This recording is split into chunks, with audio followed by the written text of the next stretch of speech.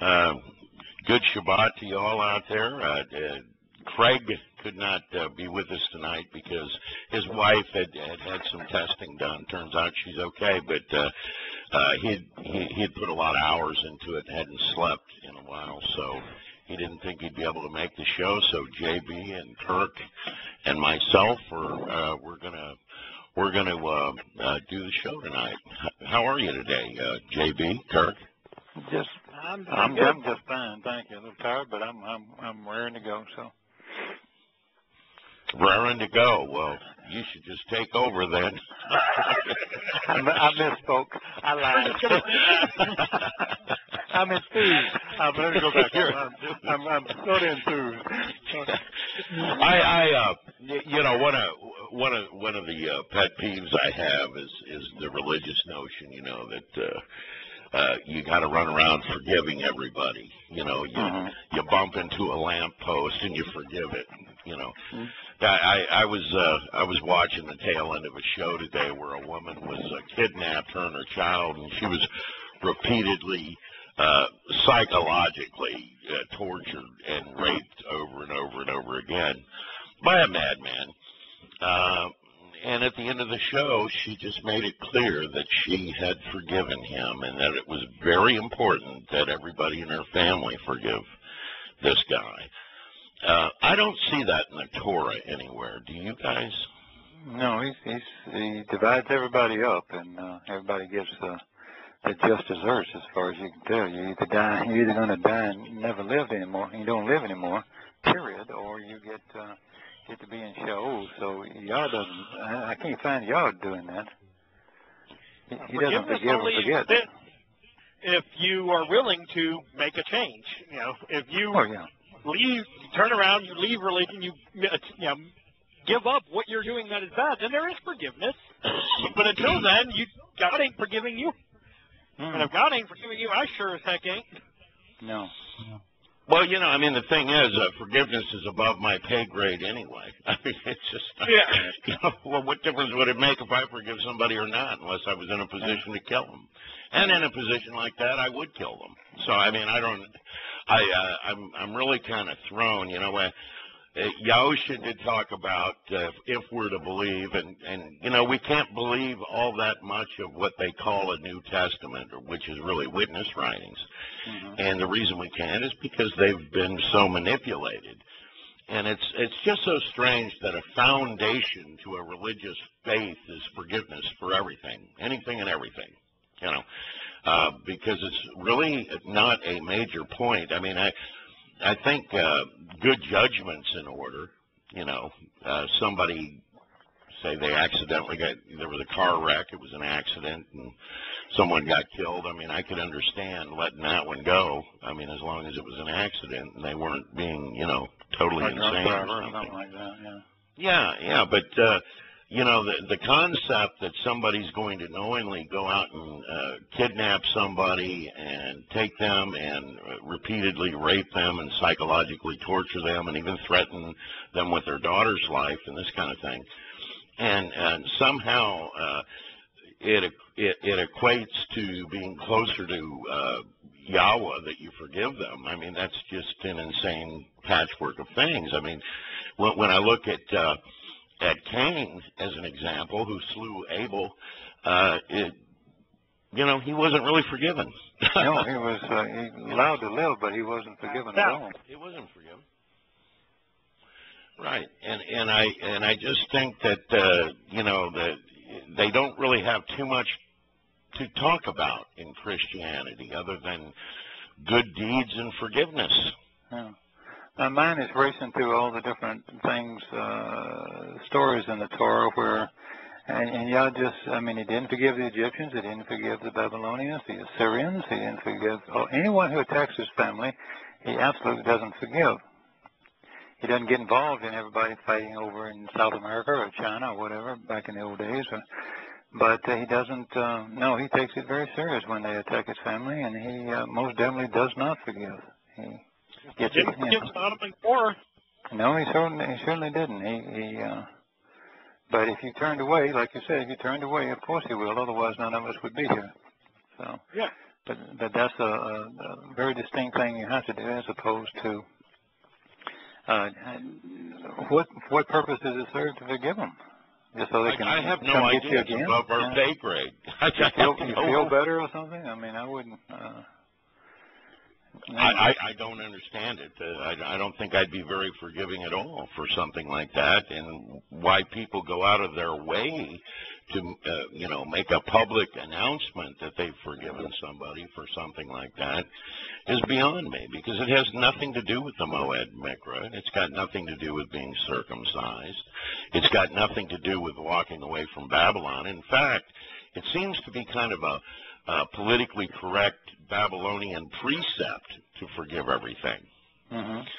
And if Yahusha did say forgive 7 times 7 or whatever, he was talking about your brothers, and I don't think your brothers would be out doing this sort of thing. No. Do you? No. Did he forgive Judas? No. Yeah, so, I just don't see it. I mean, it's just another precept that has been drilled into people's heads. It's like judge not unless he be judged. Yeah. They say they don't think of the implications of it at all. So let's talk about it a minute. What is the stranglehold that these things have on the Christian world? I mean, why are they so forgiving? I mean, why do they forgive Islam so easily? I think that the forgiveness, I think the reason that it's pushed is I believe the people that developed the religion had a lot to be forgiven for, okay? Mm-hmm. Yeah. And I don't think they knew everything they were doing was, a sleight of hand and underhanded and used to enrich themselves and empower themselves. And I think the idea of pushing that is that they'll be forgiven. Okay, so when they get caught, they remind you that, you're supposed to forgive me? Yeah, that's what I think. I think it serves them. That's all. Pastors that get caught in affairs. But then you add to that the fact that it's tolerance, and Satan's all about tolerance as long as it's not tolerating what Yahowah wants. Mm-hmm. Yeah, and that's what Christians don't have tolerance. You start talking Torah and tell them they need to observe the Torah, they have no tolerance for that. There's no forgiveness for you at that point. That's the truth. It's ungodly. It's in direct opposition, in Bereshith 12:3. It says, I will voluntarily kneel down in adoration, blessing those who adore and favor you. And this is, of course, speaking to Yisrael. And I will recede from, slight, and diminish those who actually continually curse you. Now, it doesn't sound like he's forgiving them. He said he's going to diminish them and slight them. So... no, I just don't see it. It's definitely a nomos.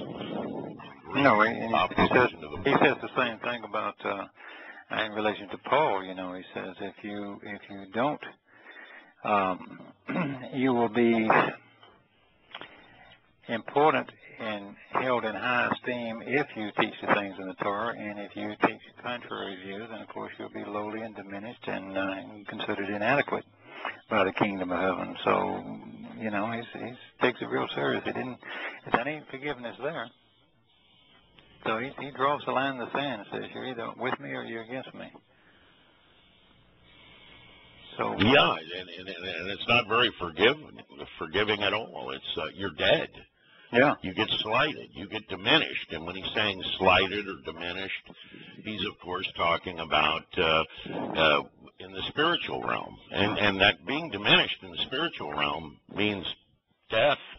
I mean, that's all there is to it. That consciousness is no longer going to exist. It'll be annihilated.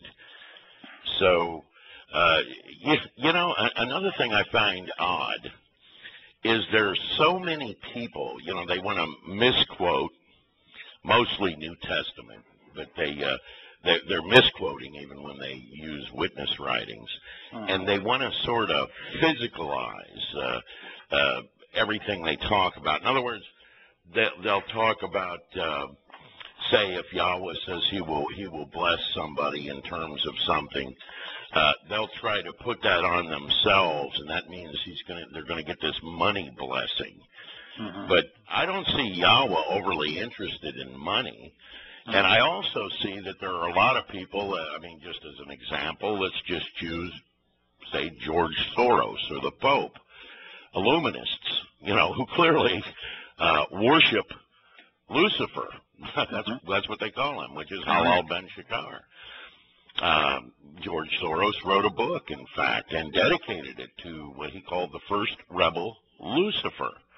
Right. Now, yeah, I sure did. It's right on.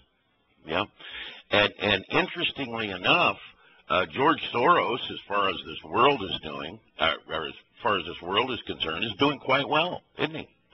I mean, he's not being slighted.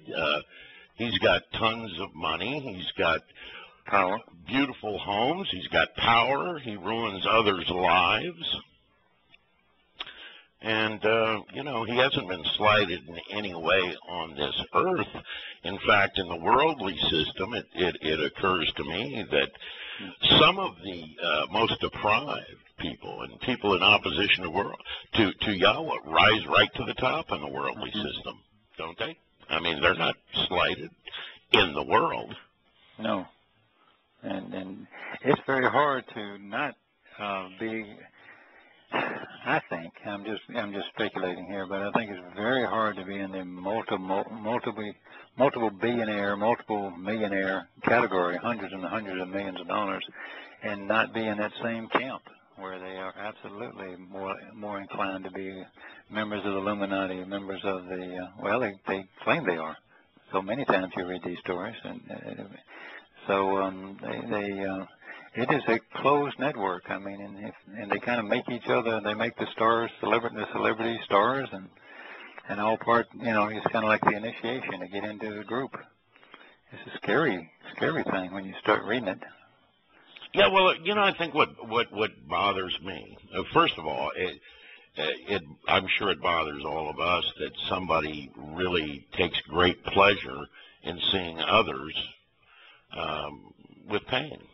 I mean, there is no reason for a lot of what they do to go on other than, just to bring pain upon other people. It's as though somehow they feel better, which makes them midgets, by the way. I mean, that means that, the only way they can feel bigger about themselves is to have somebody else feel smaller, which is definitely a character defect, to say the least. And I just find it odd that these people who really are in control of a lot of the financial and military and governmental aspects of the world are just about the worst people that we could ever even dream of. It's hard to imagine how they got into a mindset that hurting others is a good thing. But it seems like that's where they are. Yeah, or wiping out large swaths of the population because they've decided we have too many people, and so not enough resources. Who the heck? Yeah, because they've got some 15th century Italian or something. That was his theory, but of course he had no idea about the way farming could be done.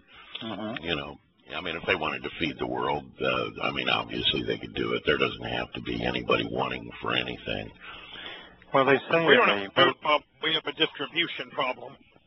Yeah, we have in California. They say in the middle of California, of course, is the largest food producing part of the United States, and they say, and I think San Joaquin Valley. The San Joaquin Valley, and they claim that when it's in full production, of course they've cut off a lot of the water even before we had a drought. They say when it's in full production, they could produce they could feed 1.5 billion people a year from that bread basket. I mean, we can produce food. We got the whole middle of the country that could produce. Yeah, you got all the wheat belt. You got the wheat belt that goes all the way up to Canada as well. So I mean, it's corn not as well. Oh yeah. So. I think in Revelation, Yahuwah told us about these people, and he said to the messenger in Permagos, These things relate. He who holds the swift, sharp, double-edged sword. I am aware of the place where you live and the location of Satan's seat of power. And, he's talking specifically to the universal church there. Mm-hmm. He's talking to the Catholic Church.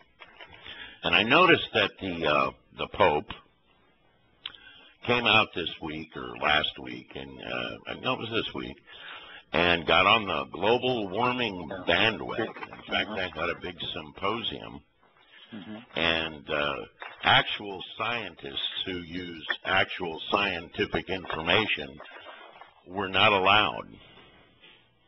In other words, if they were opposed to the concept of man-made global contradiction. Yeah, it was just absolutely a bizarre thing. And so then let's all get together and agree. Mm-hmm. Opinions allowed. Right. It would be like a group of people getting together that were all for, everything to be communistic and politically correct. And just because one was white and one was... one was exactly. One was white, one was Chinese or Oriental, and one was black, and one was Mid-Eastern. But they all had the same philosophies. They would call this a table filled with diversity, and not one divergent opinion in the bunch. What they call diversity today is not diverse at all. It's called getting in line. I also noticed that the Vatican said they held the first Islamic prayer service in the Vatican last week.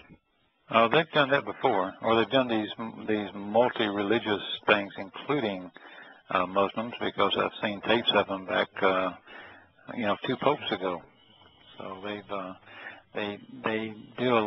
done a lot more of that stuff than you think. Well, it occurs to me that they're merging the two religions together. I'm seeing more and more of these pictures with the Orthodox Christian and the Catholic and the Reverend and then the Imam and the Mullah, and they're all together smiling. It just looks like Babylon to me every time I see such a picture. Makes sense. They all serve the same master. Well, certainly, and I think that they are merging the two together. I really do. No, I think they're wrong. I don't think they're wrong at all. No. I also wonder, because when we're on social media, like I am, and you are sometimes, Kirk, I know that I've got about 2,500 people on my wall, and I'll see people posting political things where they want you to go out and vote for the conservative. And, like there is a dime's difference between the two of them. I guess the Republicans are now out there. And don't get me wrong, I used to be a Republican before I walked away from politics in general. But, it's as though the Republicans now own the House and the Senate, but they just can't find freedom all of a sudden. They just can't quite find it. And it's kind of an dictatorship. Yeah. It astounds me because don't we live in a country that's predominantly Christian? Would I be wrong when I said that? Well, it's influenced, but I don't think they're the church-going type that they were in the 50s, 60s, and even in the 70s. But they still cling to it. Say they believe it, don't they? I mean, they identify. They're very liberalized, I think, in the sense of they're not heavy into one particular doctrine or something. Everything kind of goes now. Yeah, well, but yet they say that in general they do believe the Bible. I remember when I was in they believe in God and afterlife. What's interesting to me is that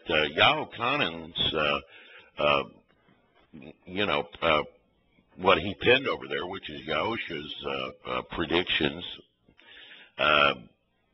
they claim to believe it.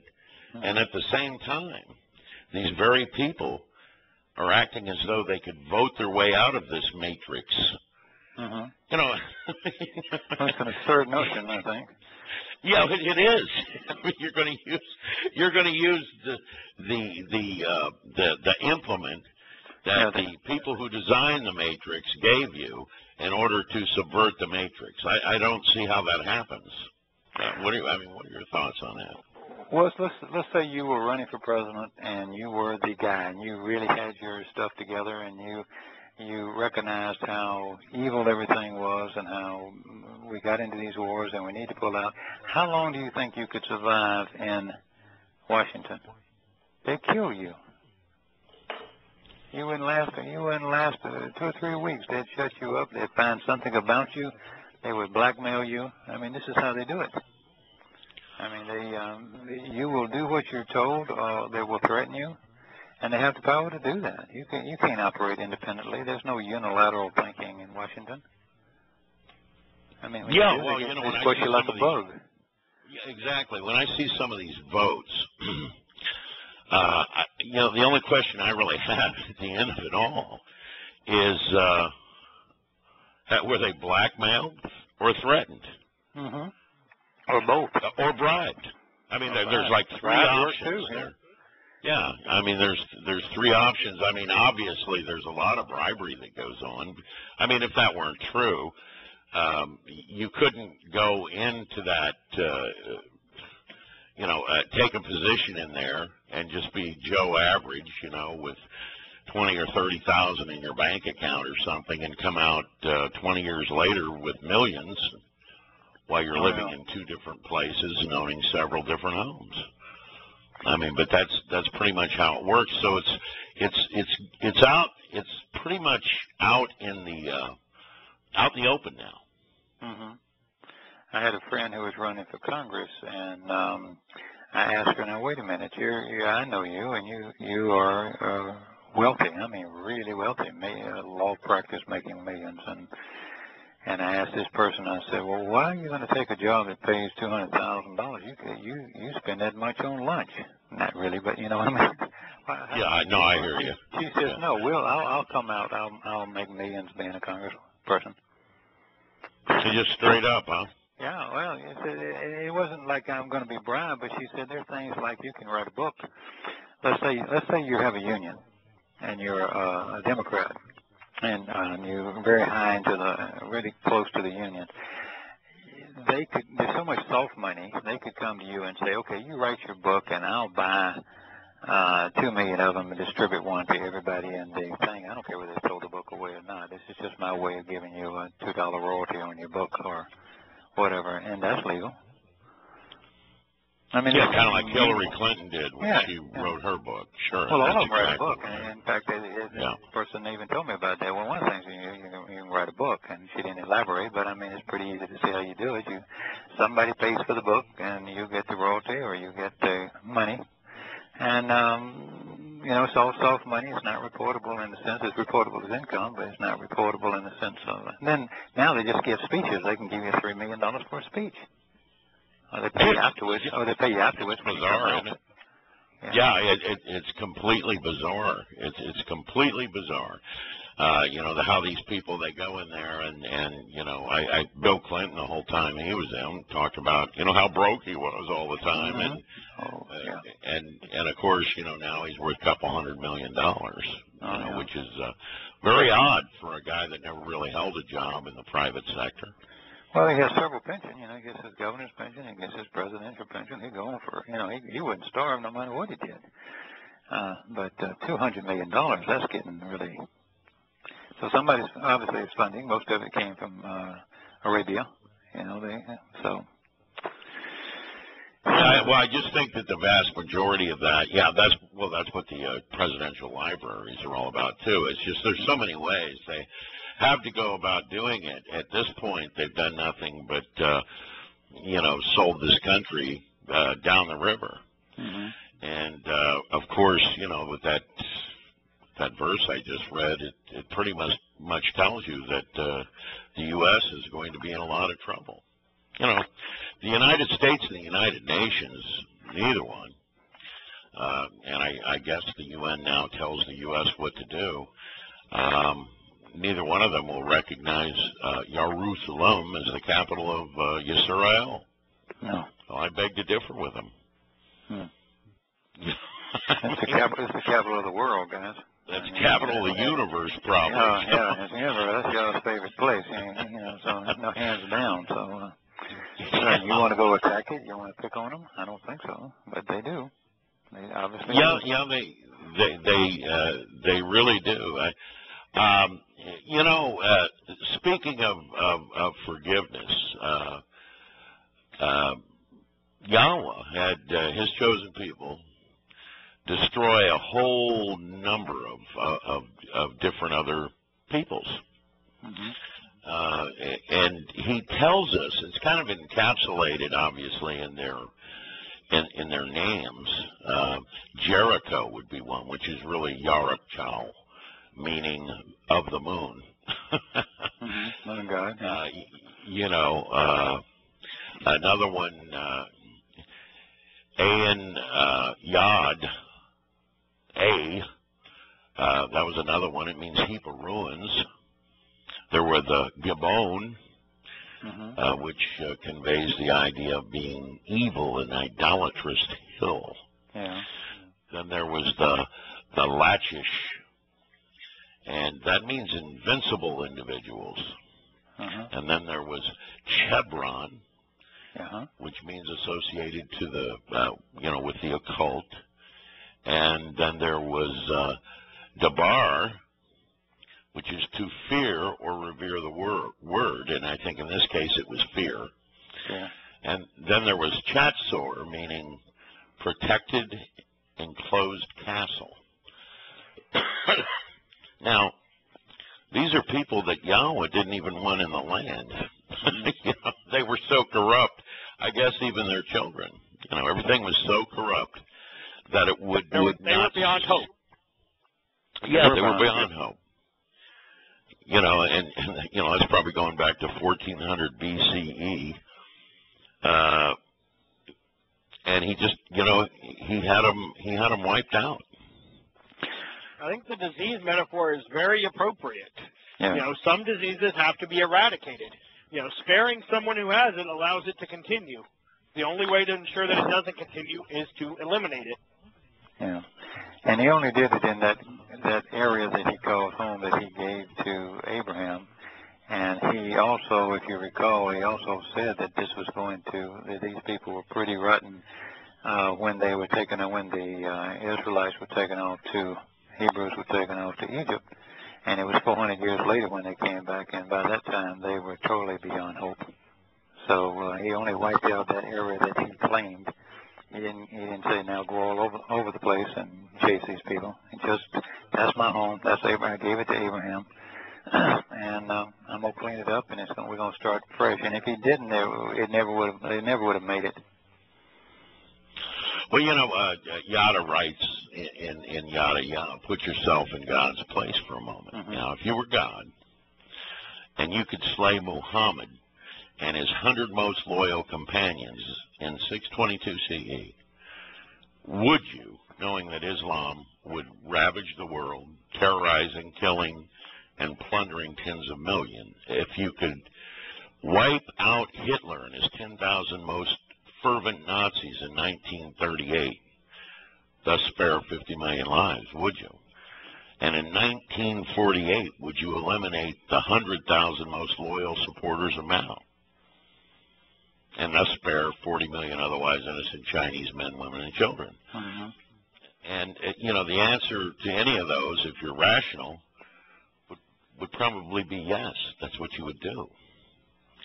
But yet I've heard people claim that the God of covenant writings is like the God of the Quran, and the fact is that the relationship between nurturing and harsh, moral and immoral passages in Yahweh's words are more than 500 to 1, but it's reduced by a factor of 25,000 when compared to the Quran, which is less than 1 in 50. Yeah. Meaning the books are far more different than they are alike. But that's one of the things, just shooting from the hip, I've heard people do. Well, they got out of the Quran, they got out of the Old Testament, they're all just the same pretty much. Mm-hmm. Well, no. Yahowah would have the Islamists destroyed. Mm-hmm. That's not the same. You know, Allah would advance the Islamists, wouldn't he? Mm-hmm. You know, I mean, those are polar opposites. They're in the antithesis of each other.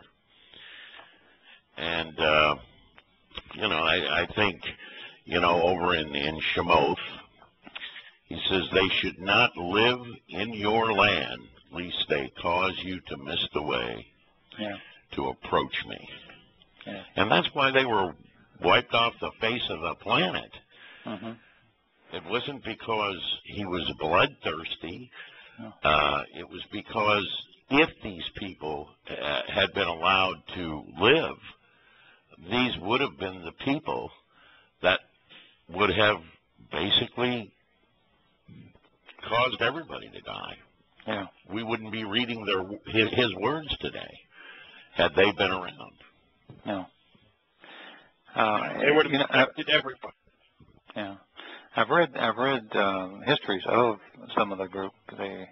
And I mean, they were making sacrifices. They would just take babies, and I don't want to get graphic tonight. I mean, but I mean, they were just killing their own, like sacrifices that were just unbelievable, and screaming and shouting, you know, praises to their little dumb god, you know, just while they're doing it. No, these were sick people.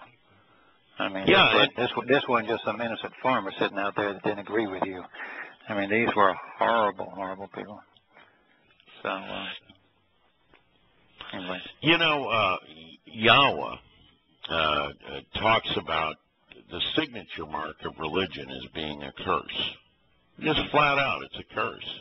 When I say the signature mark of religion, they almost all bow, don't they? Mm-hmm. Kneel, bow, hold their head down. Bow your head, close your eyes. Yeah. And you know, and for anybody that's saying Yahowah is anything like these religious deities that run around lording over others, you know, Yahowah goes into a position where he's talking about his name and how important his name is. You know, he says a son highly values and esteems and respects his father, and a servant his master. And if I am a father, where's my honor and esteem? And if I'm a lord, where's my respect? Now, he's not saying he's either to these people, but he's asking them. Says Yahowah of the spiritual regiment, to you, O clerics, who despise my name. Now, that's Malachi 1:6. Now, if you were to go to any religious material, instead of having Yahowah's name, they're going to have Lord or Adonai. Right. You know, so the very people that despised his name then are the very people that apparently despise his name now. And on down in Malachi 1 and 2, he says this: so then this condition is to you, O clerics, if you do not listen and if you do not place it on your heart to give great honor and respect to my name, says Yahowah of the spiritual regiment, I will send in among you all a curse. I'll curse you with your kneeling down. And also, I'll bring a curse on her, that's Yisrael, because you all did not place it on your heart. So, you know, he's telling these clerics that, you know, the signature mark of religion is going to serve as their curse, kneeling and bowing down. You know, so if somebody tells me that Yahowah is the same maniac that we find in the Quran, and truthfully, there's another sick God in the Christian material, because he says, you know, love me or I'll send you to hell, which makes him not even likable. I beg to differ with him. And he's not asking anybody to kneel. He's saying that the people that want to disregard my name, okay, I'll curse you with kneeling. Because you want to be under a Lord, don't you? That's how it appears to me. Yeah. Yeah, he let them pick. He let them pick the way they lose, which is pretty wild. I wanted to ask you something, Larry, because you've got your finger on the pulse more than most of us, where you're in contact with a lot of Christians, where you're debating and so forth. And as we've, in the last, few weeks, have been on the morning show, on the Shattering Myths show, been covering a lot of Paul, questioning Paul. When you talk to people in a debate with these, and you confront them with so many things that Paul did that are so obviously bizarre, and like I am possessed, where he declares outright I'm possessed, or I am insane, or I'm perverted, and the Torah made me perverted, and things like that. What do they respond? I mean, how do they respond? To me, these are like dead in the water if you're following Paul, Christianity, and they are synonymous. And you're confronted with, I remember one time years ago when James was talking to Yahowah, and they were just starting to write. He was just starting to write questioning Paul. And James said, JB said, he brought up the thing about the prophecy in Deuteronomy and Devarim about if you make one prophecy and it's wrong, walk away from him or kill him or something. I don't know, but whether you did it with words or otherwise, they basically, you're a false prophet. Don't listen to him. So how do they deal with it when you?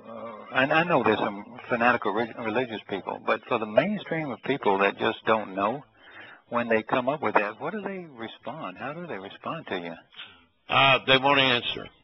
They won't answer. I mean, and then on the other side where you just got the maniacs, what they will do is they will tell you you're misquoting. Well, you're twisting the words. But if you go back to the oldest documents ever, how can you be misquoting? Why does that not resonate? At some point, don't the facts put you into a corner? I mean, in any other aspect of life, if you have enough facts and you're forced into a corner by those facts, and you've got to come out and say, okay, this is settled. I can't argue. I can't refute that. Therefore, it must be true. There's a fellow about 72 or 3 years old in our group called Leonard. His name's Leonard Kadraki, and he lives over in California, by the way. Mm-hmm. And Leonard, he joined the covenant family, went and got circumcised and everything, because I was, just putting out notes over and over on Paul. Mm-hmm. And he agreed with it. He agreed with it. But see, now, he did ask some questions, and as he went through it, he could see very clearly that, this was no BS. This was, just a straight scoop. This is extant material. Take a look at it. Those are the words with it. You can look up the words if you want. And so you get people that are honestly looking, but one thing about Leonard, he told me, he'd always kind of question Paul. Mm-hmm. He was a thoughtful man to begin with. And, I think that that's the main thing that we're always up against, whether somebody's thoughtful or not. I mean, when I take one of the strongest, and I mean it, one of the strongest passages in the Torah is in Devarim, where he says, surely the person who proclaims a message on behalf of a deity, so they're speaking for a deity. And I love the way Yahweh says a deity, because it's not him. He's not a religious deity.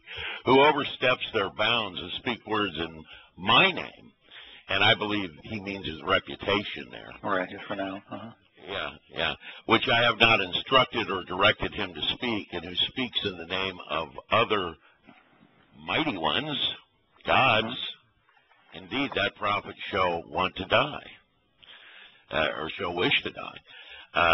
That means that the people doing these things are not going to get the favor of even dying. They're going to get eternal separation. Right. In the worst place you could ever be, with no hope forever.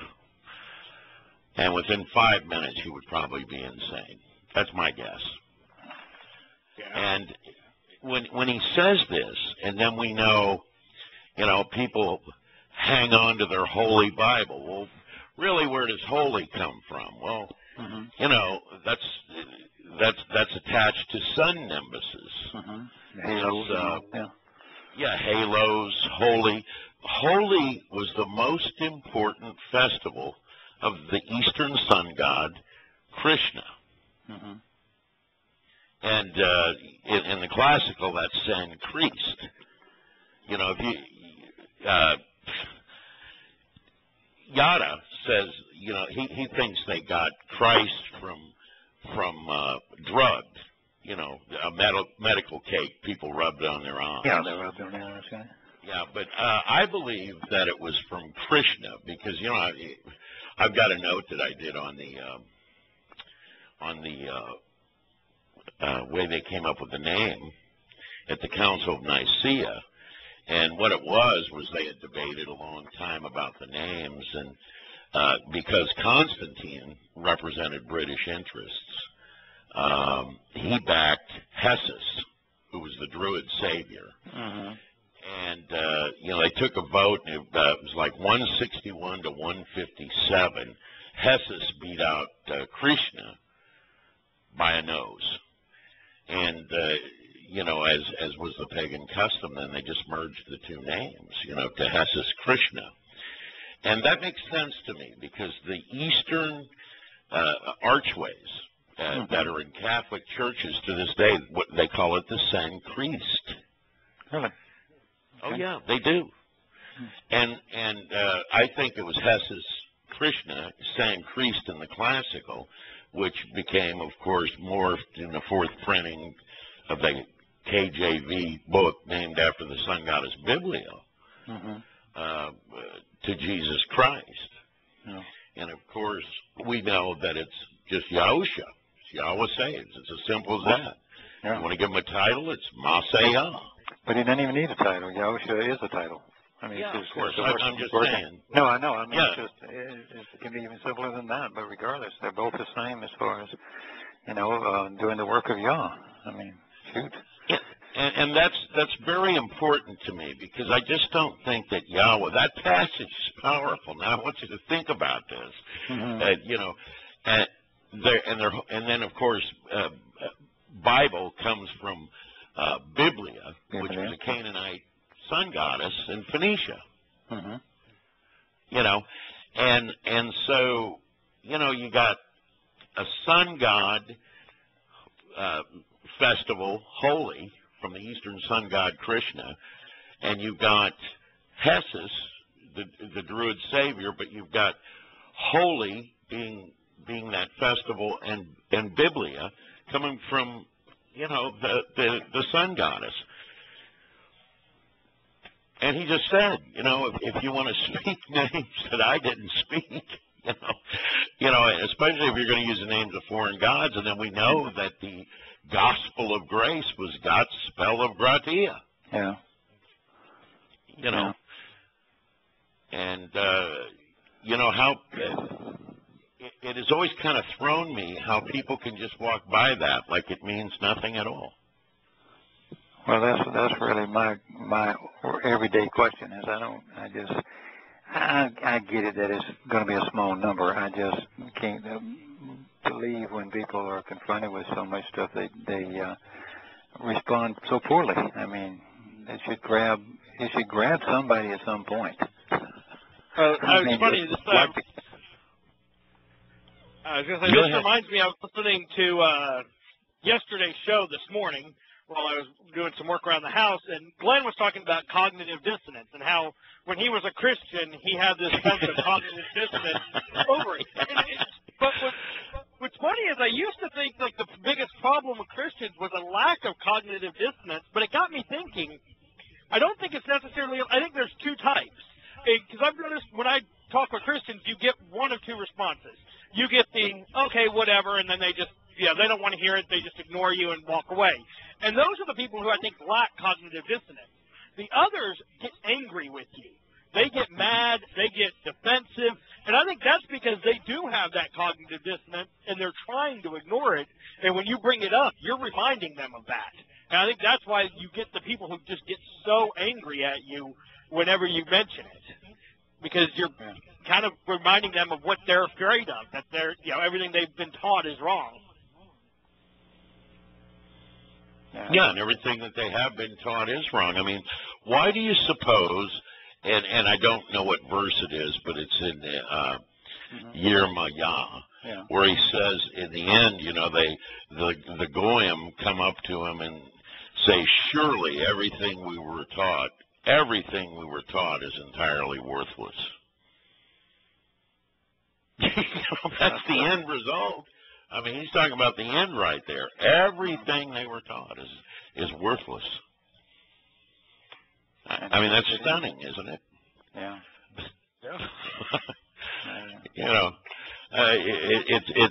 It's mind-boggling, and Yahowah tells us in Shemot, again, in names, he says, and this is 23:24, you shall not bow down to their gods, nor serve them, nor observe, celebrate, or attempt to profit from the likes of their practices and customs. Rather, instead, tear them down and demolish them, breaking, crippling, and crushing their sacred memorial stones, pillars, and altars. Wow, so much for political correctness. Well, Gideon did that, didn't he? He snuck out of that wine press and knocked everything over. He was a little scared to do it in the daytime, but at least he had enough guts to get out there in the nighttime and knock over their things. And yeah, well, it doesn't say get caught doing it. It says don't do it. You do a lot more if you don't get caught. Well, I agree. But think about the one where the Philistines, I think it was the Philistines, they steal the Ark of the Covenant. And they put it in there with all their other little gods in a room, and every time they go in there, all the other gods are knocked over or broken. I mean, that's y'all doing his thing, the set apart spirit. No, absolutely it is. You sit and you look at these things. You really sit and you look at these things, and they're so obvious. I think that Yahowah calls it, he says there's like this hand and this finger pointing here and pointing there and pointing here and pointing there. And that's kind of how you come to view it. Because what ends up happening is that he guides you towards reality and out of religion. Religion is not really a workable scenario. Not in reality, it's not. No. Because, I mean, as an example, it's not just the forgiveness nonsense, but things as small as being commanded.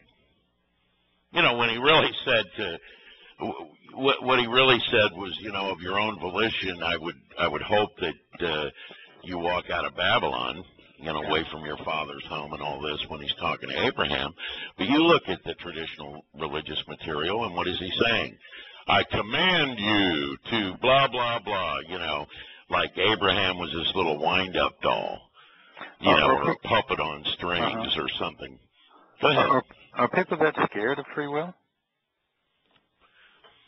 Well, apparently they missed the whole concept, because once you understand free will, you understand you're not being commanded to do anything. Yeah. What you should be doing is searching for the proper way to respond to what's true.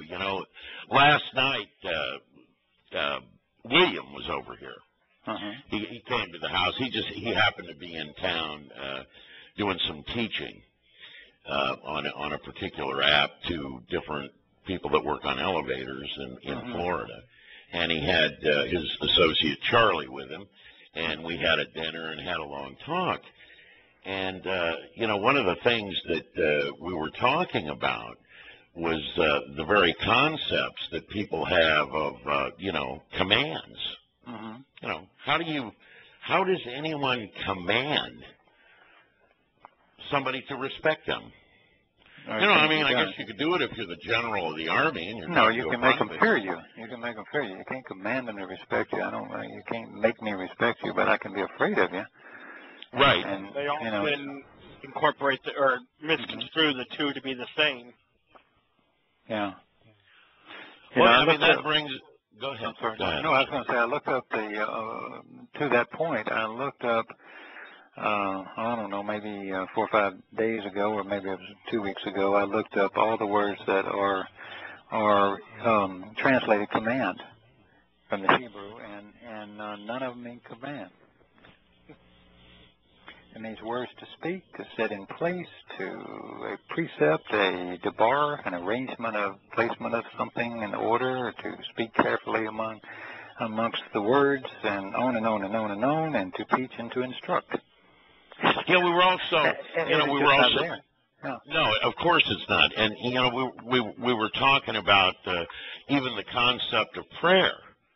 Yeah, it really does floor people that the word that they used for prayer in Daniel, which was really meditate, think about. It wasn't religious veneration. It doesn't exist in the Torah. I mean, it just doesn't even exist in the Torah. Yeah. Worship was another one. We did a whole bunch of those. We did the worship thing and the prayer thing, and they're not there.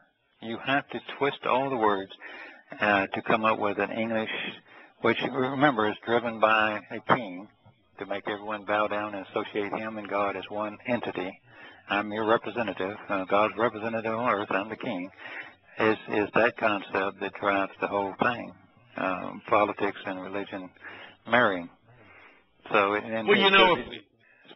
we're to sit down and look at real concepts, I remember asking Yada, can you break down, over in Daniel, where he was getting on his knees and facing Jerusalem 3 times a day? Yes.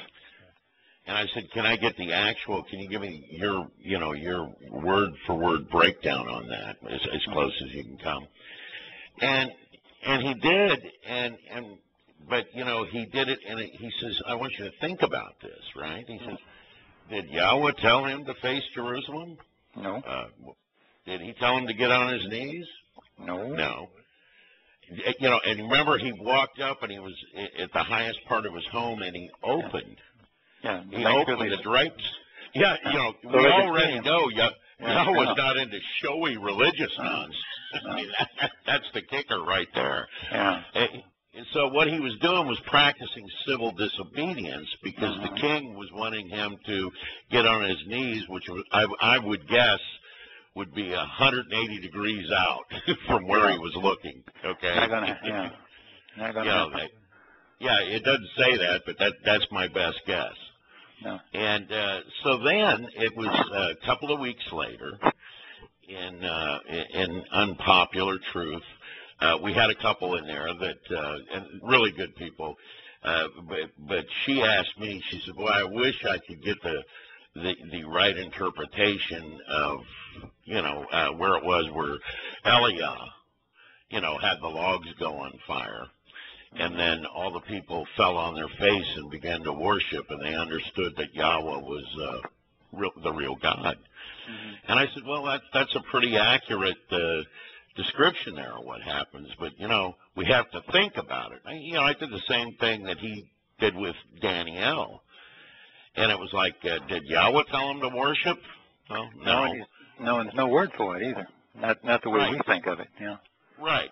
Well, it said they bowed.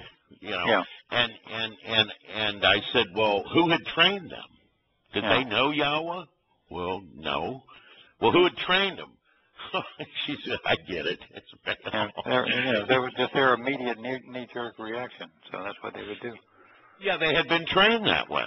I have one of the favorite lines that I have in is a passage in Yahowah, where it says, then Yahweh said, for so much as these people approach me with their mouths and their lip service, talk about religion, yet they remove their hearts from me. Their yirah, which is fear, towards me exists because it is taught from man-made traditions learned by rote, which is really reciting a passage over and over. That's right. Now, yirah can mean respect, or yirah can mean fear. Mm-hmm. Well, I doubt if Yahowah is saying their respect towards me exists because it's a man-made tradition that isn't true. Pretty sure he's saying their fear towards me exists. And the reason that that's important is because, and that's extant. That's DSS. That's right out of the Dead Sea Scrolls. So that's as old as we're going to see. Old as we got, yeah. Yeah. So that means that the next time you see the Mizmor or Psalm, and it says the beginning of all knowledge is the fear of the Lord, well, we know that that's a lie, because what it says is yirah, and that means that the respect, the beginning of knowledge would be the respect of Yahowah. Mm-hmm. And how would we respect Yahowah today? Well, we'd pay attention to what he really said and consider it and think about it, wouldn't we? Mm-hmm. I mean, there's no other way to do it. It's why Yahowah says, and this is another reason we don't have any worship to be done in the family covenant. It's one of the many reasons. In Hosea, he says, and it shall be in that specific day, prophetically declares Yahowah, you shall encounter me and welcome me as a Yishi. Mm-hmm. That's an individual. Individual, right. And you shall not call me my Lord ever again. Now, if Yahowah was a religious deity, would he want to be welcomed as an individual? Absolutely not. No. He wants to sit in the high place and you bow down to him. That's the way they always are. It's astounding. I think that those two passages completely destroy many of the aspects of the religious deities known in religion right there. Those two. He doesn't want to be feared, and he wants to be greeted as an individual. And, a religious deity just doesn't do that. They want to be worshipped. And the truth of the matter is, that's what phony religious deities want, because they're invented by men. Mm-hmm. Although there is Satan, and he does want the same thing, because he gets a kick out of everybody bowing down to him. Well, they've worked with Satan. They've actually, the people that do these things, like Paul, like Muhammad, like Akiva, they all get into. It's their desire too. They meld with that spirit. Mm-hmm. That was one of the things we talked about last night. I mean, you can't believe it's an accident that everything good in Islam is halal, and Satan's name is Halal Ben Shakar. That's him just rubbing it in. Yeah, well, that was my thought, too. Go ahead, JB. In fact, I've heard Yana say the same thing. Yeah. Oh, yeah, that's just him rubbing it in, how stupid people are. He knows how stupid we are. Yeah, well, that's why you know that what happened with Chawah and Adam was intentional. Mm-hmm. Yeah. It was intentional. Yeah, Yahowah knew full well. Because, Adam and Chawah did not know what we know. Okay? They didn't know what we know. No. As far as I know, they might have been smarter than any of us, but I can tell you that Satan was certainly smarter than them. Yeah. And Yahowah knew it. So when Yahowah allowed Ha-Satan, the enemy, Halal Ben Shakar, into the garden, he knew full well that Ha-Satan was going to try to trick them, didn't he? Well, they had no experience with liars, so that made them very gullible or very open to someone talking. So, gosh, they're unarmed. Yeah, exactly. And so Yahowah knew what would happen. They made things worse. You know, Towrah made things worse. Whether she got it from Adam or not, she was the first to add to Yahweh's word. And that's the worst thing you can do, because that causes so much confusion that you then don't understand what his word is. Mm-hmm. Once you start adding to it, you lose sight of it. She added to his word because she didn't understand it, and that's why she failed. Right, but at the same time, at that time, Yahowah and Adam were in an enclosed garden, and, to have any other relationship, they had to deal with Yahowah, didn't they? Mm-hmm. But once they made the choice not to listen to him, they had to go out on their own.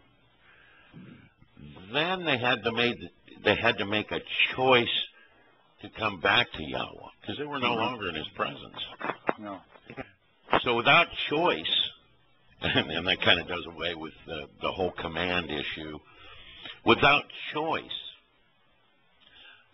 there can be no true relationship. That's exactly why it all happened, because Yahowah wants to be chosen. Right. And when Halal ben Shakar, the son of the arrogant morning rising sun, inculcates his names and his title, his name and his titles, into religious material, that tells us why in Zechariah in 13:7, upon the return, why Yahowah says they are burned and blinded by the sun against the Most High Shepherd, against the Most High's mighty man, associated with me, Yahowah of the core helpers prophetically declares. So he's saying that they're burned and blinded by the sun. Now, do you know when he returns in the battle of Mogi Down, currently called Armageddon? You know what time of day that is? It's probably noon. He may come in the early morning in the evening, of course. Yeah, it's start of the day. It's twilight. Sorry. Yeah. Yeah, it's a twilight when all the mikvahs start, because he fulfills all the mikvah himself. Right. So they're burned by the sun and blinded. So I know he's not talking about the literal sun, but he is talking about Halal ben Shakar, because that's his name. And we know that because in Yahshua it says, how you have fallen from above, Halal, son of the rising sun. You are chopped off, disassociated, cast down, broken, smashed, from which you to the earth, from which you weakened the Gentiles. Indeed, you will descend to Sheol, into the extreme recesses of the pit. So, the concept, too, that somehow Satan's down there in charge of hell is a bunch of BS, too. He's going to be in the worst recesses of it himself. That's going to be quite a fall. So he's not in charge of anything. He's going to he's part of the misery. Yeah, he's just going to live that miserable existence forever. And I just find it amazing. All these little signs are pointing to what? Sun worship, right?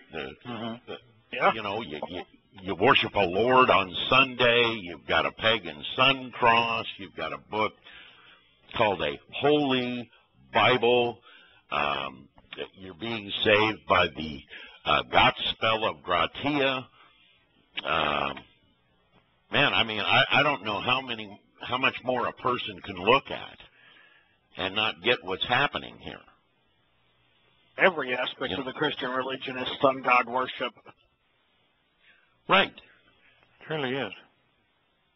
Yeah, it truly is.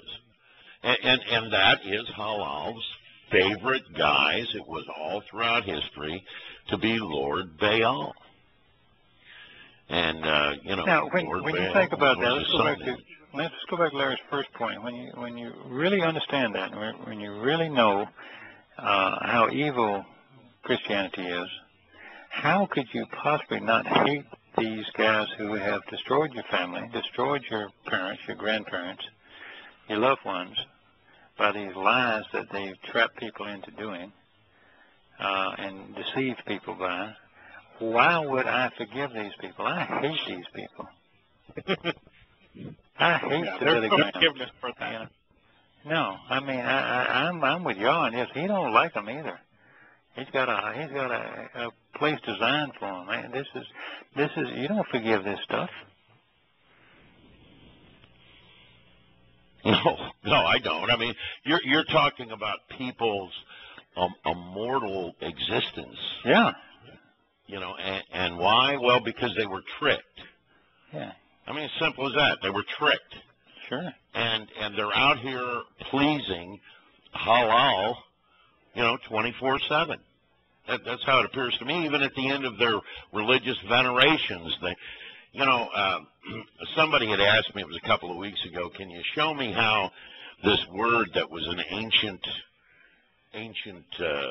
Hebrew word, amen. I said, well, it really wasn't pronounced amen. It was amen. And, what I did was went to the Psalm where he talks about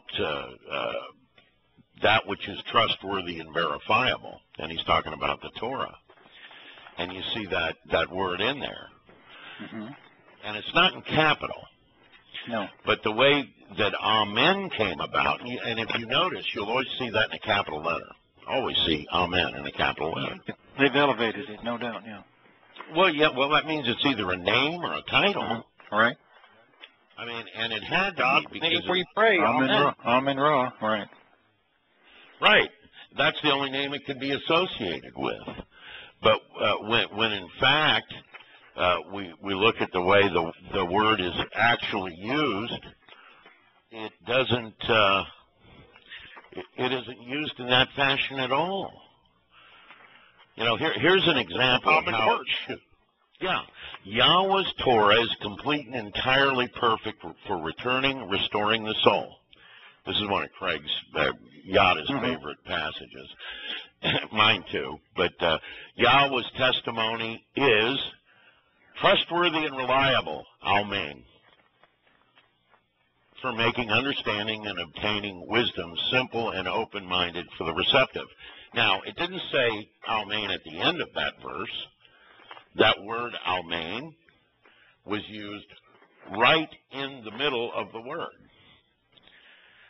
Yet today, people pay homage to the Egyptian sun god, Amun-Ra, simply because they took all seven, it's funny how everything's seven, there were even 7 sets of placeholders. They took 7 sets of placeholders out and replaced Yahweh with Lord, Yahushua with Hess as the Druid Savior, and on and on and on. A Kodesh with Holy, of all the horrible things. I mean, that's horrid. And they did add one placeholder after they took 7 out, and that was Amen. And if it was added as a placeholder, that means it was either a name or it was a title.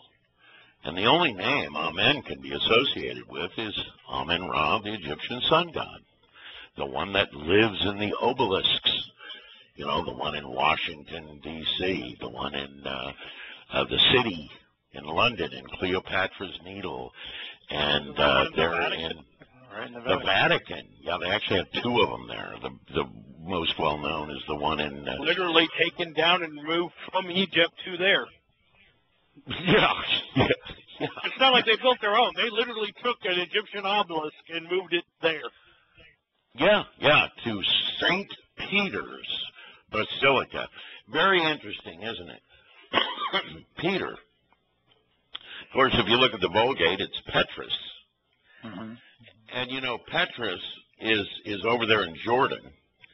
It's kind of a reddish clay it's made out of. It's this stone enclosure that's carved out of the side of a mountain, and it was full of what? Well, it was full of Pagan idols. Mm-hmm. So they took Shimon, which means he listens, mm-hmm. which was his real name, and they changed it to Petrus. How odd is this? You got to work hard to do all this, you know. This is hard work to twist everything y'all say. Oh, absolutely. It's just so much easier just to look at what Yahowah said and go with that. I find that a very simple thing to do. Exactly. Now they're saved by faith. Isn't that true? Right? Isn't that what they say? They're saved by faith. Mm-hmm. You know, faith is from Fides, and that was the Roman goddess of faith and loyalty. So we got another pagan goddess. And what was it Yahowah said about people putting names and words in his mouth that he didn't speak? Mm-hmm. And associating with them and on the tablets of stone. Right out of the chute, don't do this.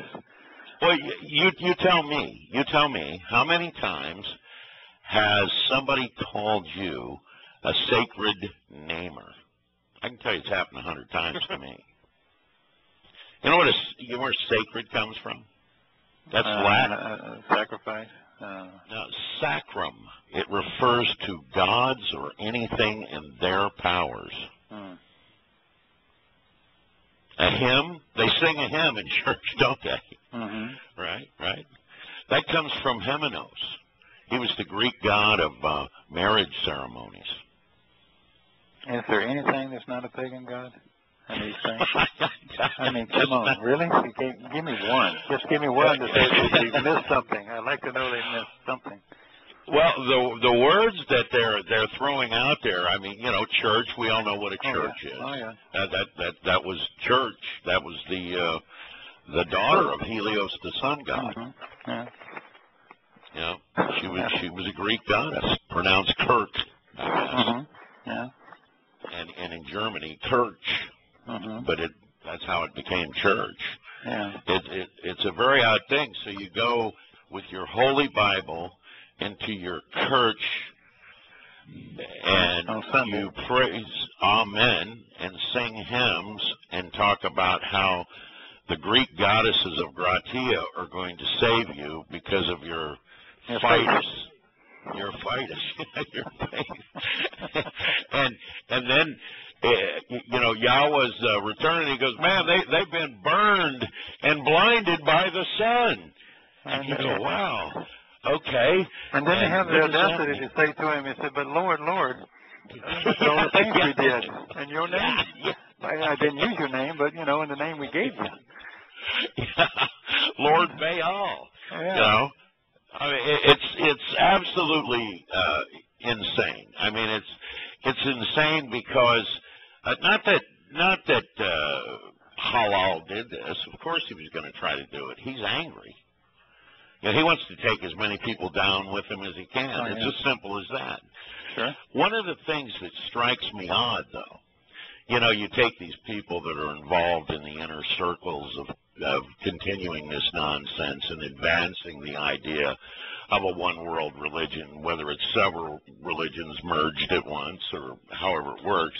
I think they're going to just meld Buddhism and Hinduism and Christianity and Islam all into one religion, and they're going to respect every aspect of all these religions. Mm-hmm. But it's going to be a one-world religion by the time we're done. But the power is going to be also in the economics. I mean, if they can get you to take a mark, and that's the only way you can deal with anything, they got you. Oh, well, yeah. Well, it's that, and it's militaristic, and it's religious. One system, and you're done for. You can't get out of that thing now. It's going to be the ultimate combining of all of it. Y'all sure this is going to last? Politics, economics, military. It's all going to be combined into one, and it's all going to be brought against us. Right. You sure we're going to last 11 years, the Towrah harvest? Well, I don't know. I'll trust in Yahowah. If it were up to them, probably not. Yeah, you know, if it were up to them, probably not. But I just don't think they're half the gods they think they are. Not even on this planet. No. You know, it's also when they finally make their move, think about it. You know, these people that are involved in this, they get their power from, you know, their economic positions. Yeah. You know, what they can give or take away from people in that line. Right. You know, and when they kill their cash cow, yeah, you know, certain amount of them, they're going to be killing themselves right along with everybody else. Mm-hmm. That's what I find. Go ahead. I'm sorry. Well, no, and I think that's what slows them down at this point. Mm-hmm. I mean, at this point, they own the oil, they own the water, they own the electric company, they own, you know, they own it all. Yeah. We're finding that out here in California. They have imposed now, it used to be 20% recently of deductions in your water usage. And now they've decided, Governor Brown has decided it's got to be 32%. And then a guy from the water company up here in Sacramento came out and he did a study on, he said, if my wife read this, they said if all the residents of California all reduce their water usage to 32% less than what they're using now, we would save 0.01%, 1/100 of a percent of water. That means industry, farming, and government, who are not under the obligation to reduce their water usage, are using all the rest of it. Now, I'm all for the farmers, because I think it's stupid to cut off water to save a stupid little fish when people are starving, or when farmers have invested their money in a farm and you turn their water off. You know, that's unbelievably horrible. But come on, I mean, that's they control it. They absolutely control it. So, yeah, they do. I was wondering where you were coming from. I thought, how do you reduce 32% and you come up with 0.001% or whatever it is? It's just the residents. No, you explain that. Yeah. I got it. So that means the guy that's with Nestle's that's bottling all the water he's stealing down there. Stealing up in Michigan and everything, yeah. But you know, the difficult part about that is that they're going to run short there, just like they do. And anytime they cut off your electricity and ask you to stop using so much, then you stop paying because you're not using as much. And now they have to raise the rates because they can't pay the pensions and they can't pay the people. We got water people out here making $1,000 a year that don't do anything. Not really. They're obviously not managing the water well. So why are you paying them $600,000, $400,000, $300,000?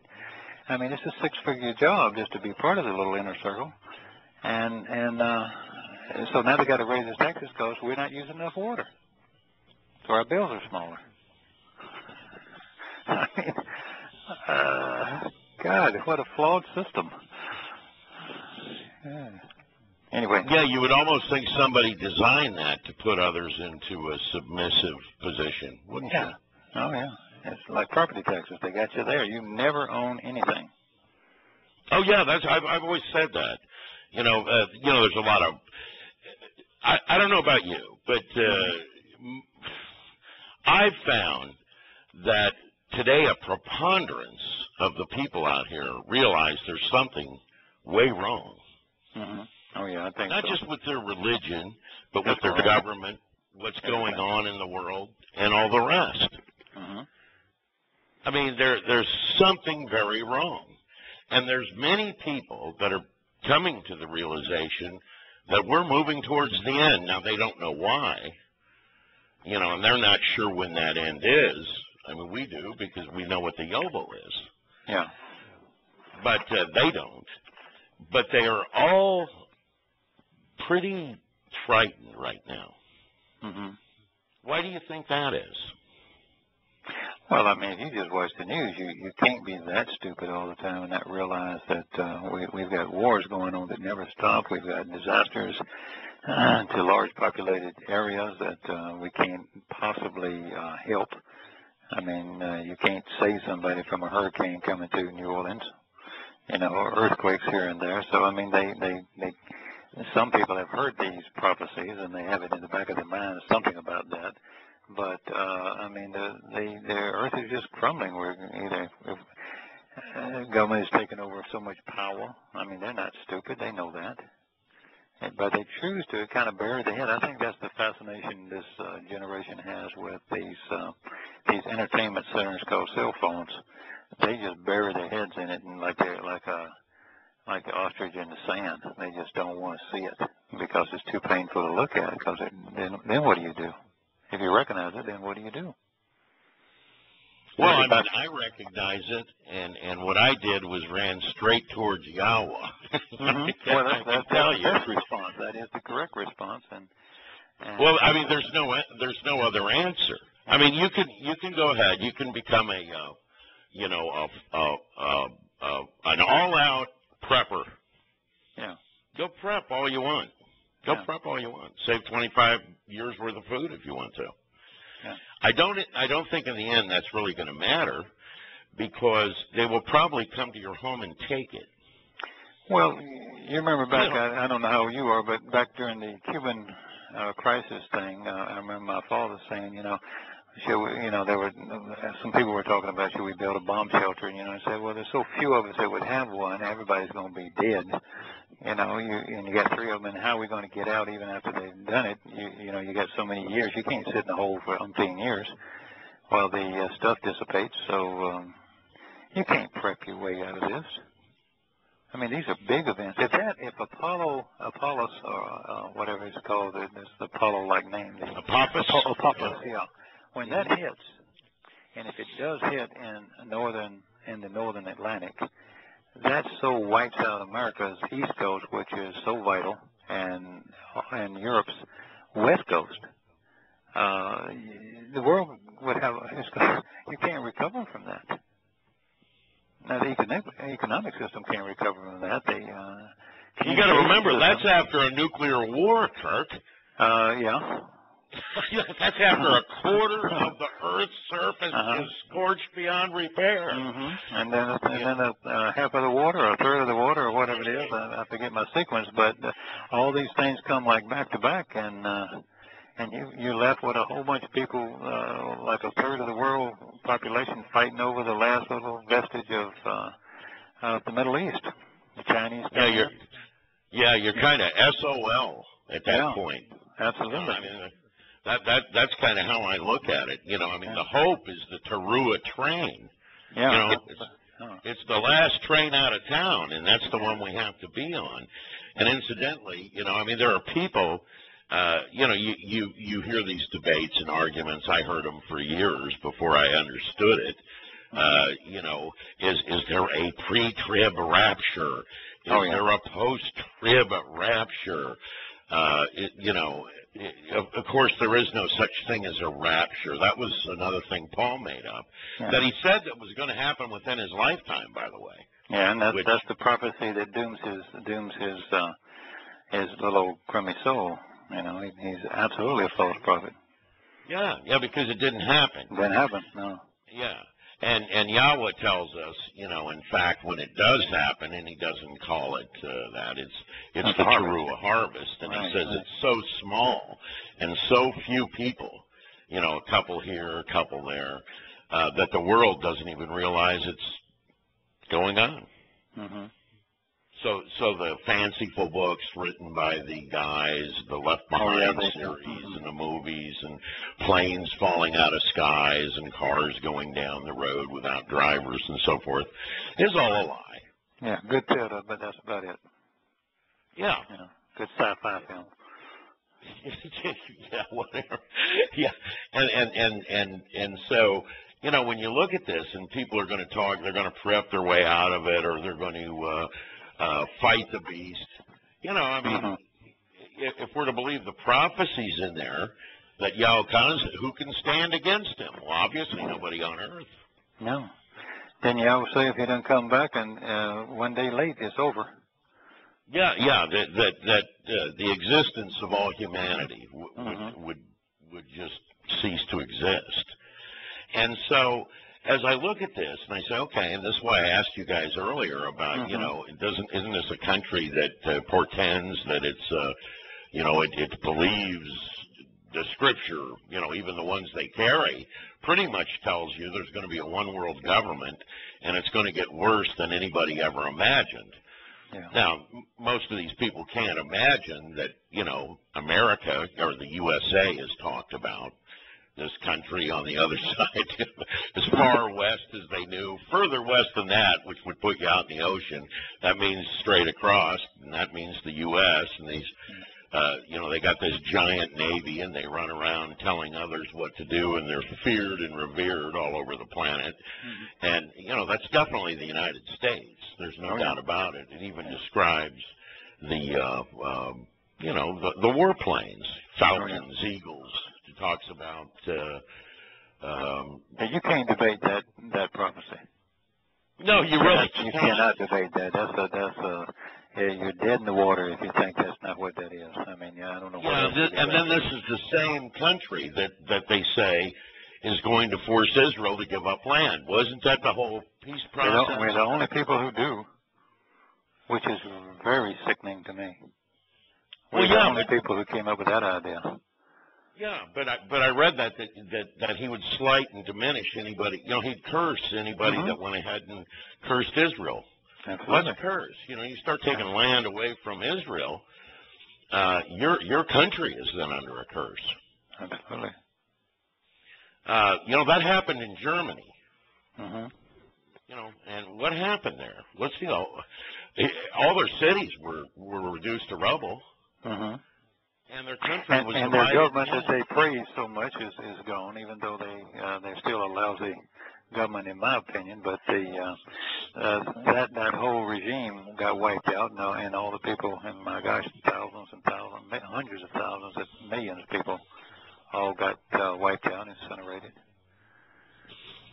Right. So, yeah, and isn't that's right in lockstep with Yahweh's prophecy? And because England suffered tremendously in World War II, and in my opinion, the reason they did that, they were suffered so much, is also because the Balfour Agreement, when they promised all these things to the Israelites, and then they reneged on it all, they became enemy number one as well. And once again, when that meteorite strikes again, there goes England, and rightfully so. I mean, hate to say it, but rightfully so. I mean, they're hanging in there with us on everything America says and claims to do against Israel. They're always in total harmony with us. Oh yeah, they are. Well, curses to all of them. Yeah. I think England runs the U.S. and that's my opinion. Well, I studied a lot because I grew up in Australia, so I studied. We actually study the early First World War and Second World War, and the politics behind it, and the Rhodes Scholarship programs, and why they were set up, and why Cecil Rhodes built that, and the think tanks that they had together. They knew that they couldn't keep the empire going, and they made a very conscious effort to join with the powerful millionaires and all in New York and in America. And they formed their allegiances there, and we've always been tied into all that stuff. That is where the one world order people, Illuminatis, and all come from. And that's not conspiracy theory. That's the history. I mean, these people did. They're not hiding. If you study some history, that's exactly what they said they were going to do, and they do. They wanted to divide the world. I mean, it was MI5, I believe, that helped set up the Council on Foreign Relations. Mm-hmm. After they set up the Federal Reserve Board. Yeah. And the first thing the CFR did was buy the 28 leading newspapers, I think, in the United States, and they pretty much controlled the press. The press and what people talk about ever since then. Yeah. It was like 1928, I believe. And so, when they decided to go out and buy all these newspapers, and they did. And when you've got MI5 doing this, mm-hmm. That's England. That's England doing it. Oh yeah, that's their agents. Yeah. I just find it odd. I have always found it odd that people who profess to believe in their own books, in their own, I don't consider a holy Bible Yahweh's words. I think there are some words mixed in, some of his words are mixed in with a whole lot of lies, but they would certainly have to believe Revelation, and oddly enough, it's the only scripture in their whole New Testament would be Revelation, and of course it's been somewhat butchered too. Yeah. But if you really dig deep enough, Larry, if you dig deep enough there, now I have a different, once you know the truth, then you can go back. It was very hard to dig through that big pile trying to find the needle in the haystack. But once you know, once your perspective is set right, and you know what the offer was to Abraham, and you know that's permanent, forever, and will always be, and then you go back and read it and you say, wow, was I so dumb that I didn't understand it? That's what they didn't even hide that. It's right there. I mean, the preachers hide it when they preach their sermons, but it's, there's a lot of truth in there that you have no excuse for not knowing better. And I realize that there's 300,000 differentiations in the so-called witness writings versus, where the earliest text, but even that, they're still in there. Well, yeah. Well, you can really. I mean, look, you can really consider. That's what I'm. They don't know what you and I know. No. Okay. And have no interest in it, from what I can tell. But I do know that Revelation doesn't, even in their book, doesn't. It's. Yahowah doesn't paint this, or Yahusha, I should say, doesn't paint this lovely picture of it all coming to a lovely... A happy conclusion? Yeah.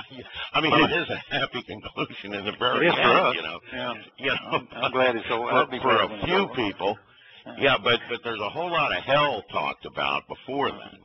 That's why he's in there saying, come out of her, my people, so you don't participate in, her sins and you don't receive her plagues. That's in Revelation. And when he's saying that, obviously Babylon had been gone for over 500 years at that point. No, it's a system. Yeah, absolutely. Daniel is prophecies in Daniel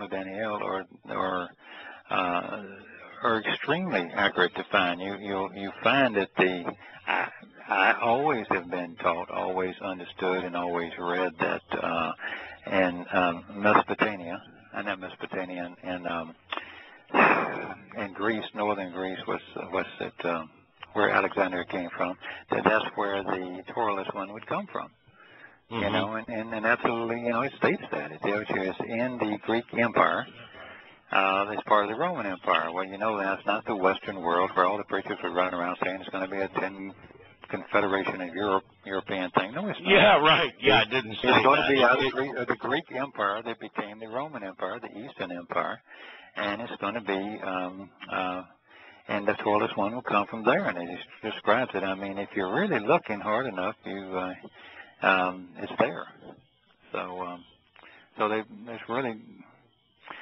I don't want to say there's really no excuse, but it's amazing to me. No, there really is. I'm more confused why they left it in.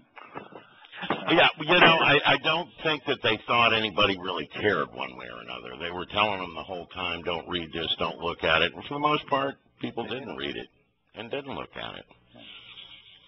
The idea that your faith, your fightus, is somehow what's going to save you. That pretty much holds steady for most of them. What I would say to them, though, is if, let's say, you had a particular way to become a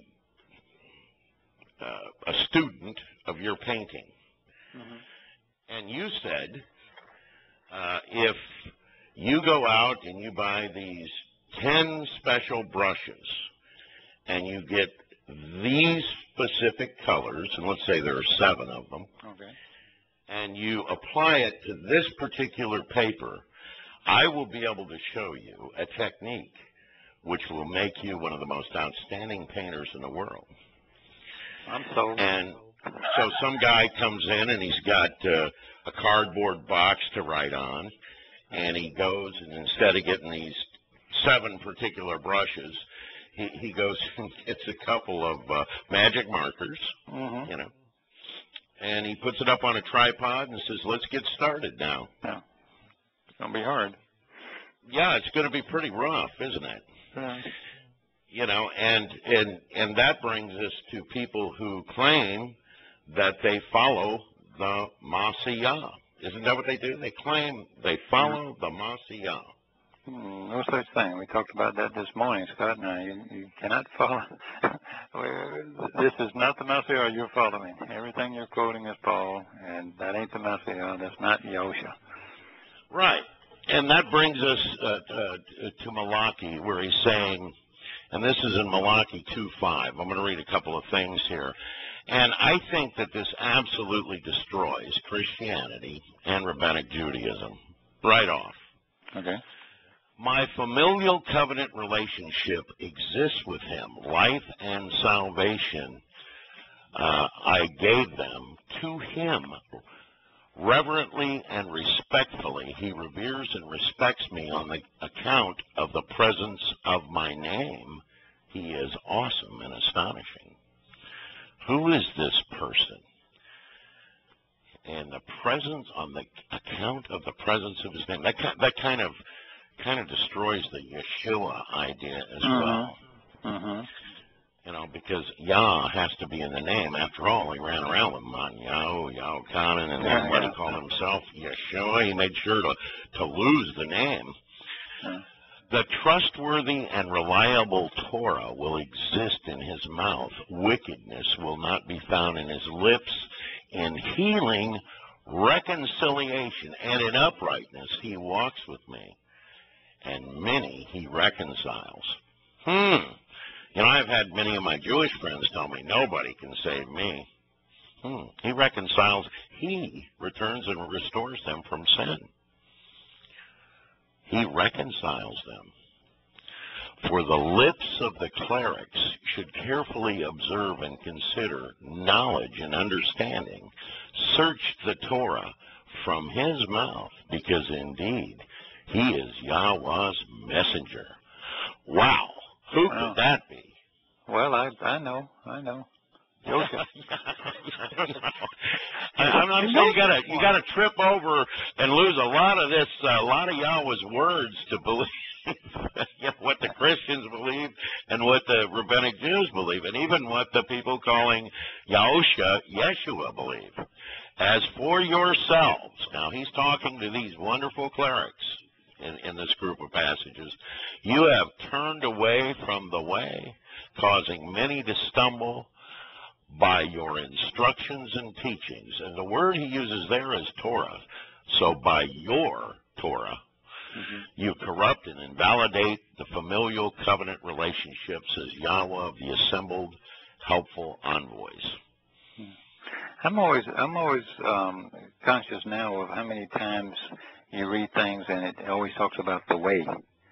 You know, the pathway, the mikra, the moed mikra. I mean, it's the same message over and over and over. You cannot miss this stuff once you know it.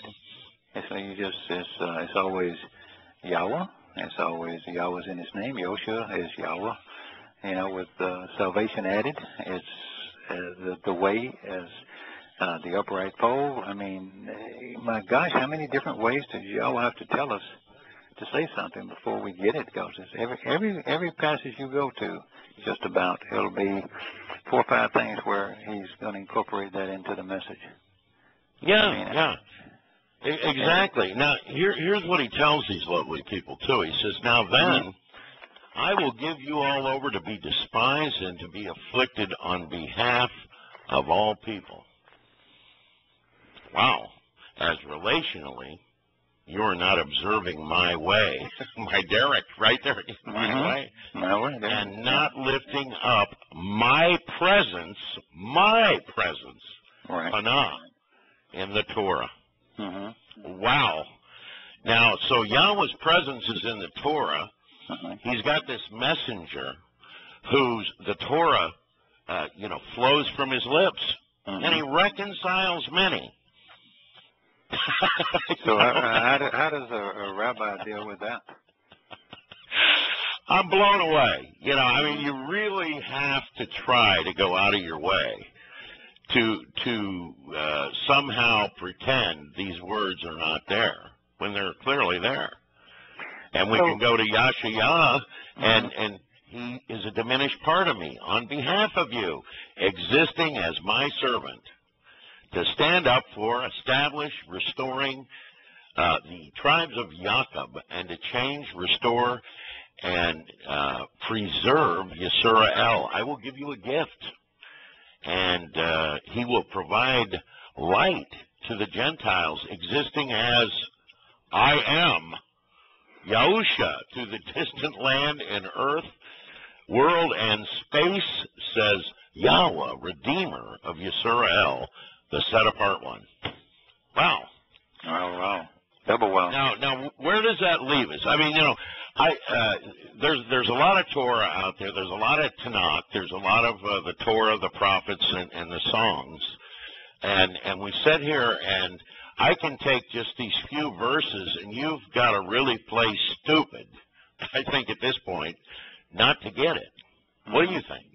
I absolutely agree. I mean, he is a tremendous communicator. He's very straightforward.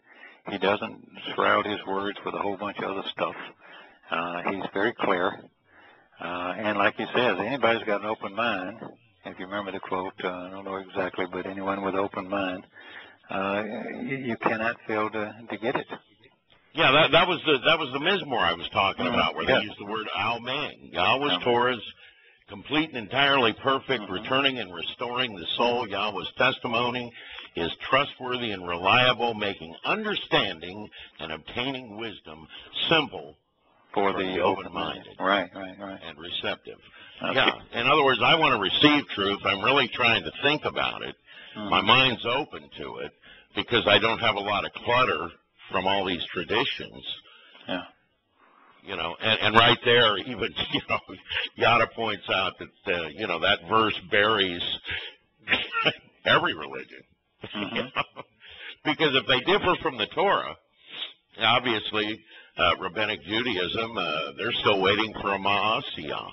And if the Ma'asiyah didn't come when Daniel said he would, that would mean that the Hebrew Scriptures were a fanciful farce, right? Yeah, I remember a rabbi on the radio one time saying that in rabbinical school, he never, the Messiah never even came up. It's not even an issue with him. I mean, so it wasn't. So if you never talk about it, then you don't have to deal with this, I guess.